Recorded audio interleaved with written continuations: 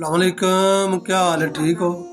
इमाम हसन सलाम का बचपन से ईद का दिन से इस्लामी वाक़या तो मोतबर किताबों भी इन्हों का हवाला दर्ज है।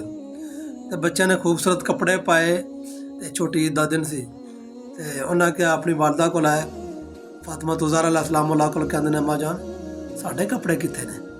उन्हें कहा बेटा तुहाडे कपड़े दर्जी ने दिते ने वो सिलाई करने वास्ते। तो वादा कर दिता बच्चों ने। अंदर आए, अपना मसला विछाया, मोतबर किताबा लिखा कि 2 रकात नमाज पढ़ी नफल, दुआ की या अल्लाह तेरे हबीब की बेटियाँ तो बच्चे ने वादा कर आई थोड़े भरोसे से।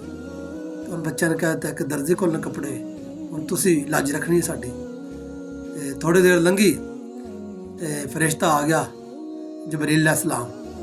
उन्हें कपड़े फड़े दोनों बच्चों ने शहजादियों ने दुआ खड़काया। अल्लाह ताला फरिश्ते ने कहा नाले सलाम कहीं दसी जाके कि मैं इमाम हसन तो हुसैन का दर्जी हाँ।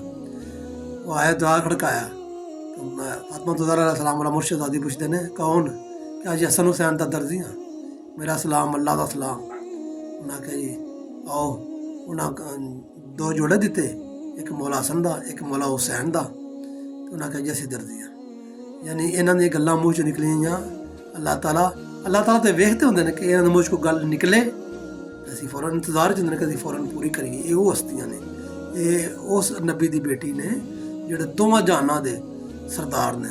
उदों कोई चीज़ ही नहीं थी, ना अरश था ना फरिश था, ना फजा थी ना हवा थी, ना जिरिंद थे ना परिंद थे। जोड़े बंदे कहते ना 40 साल बाद नबी होए, ये उदों ही नबी सन जो कोई चीज़ नहीं सी अल्लाह ताला ने खलक की।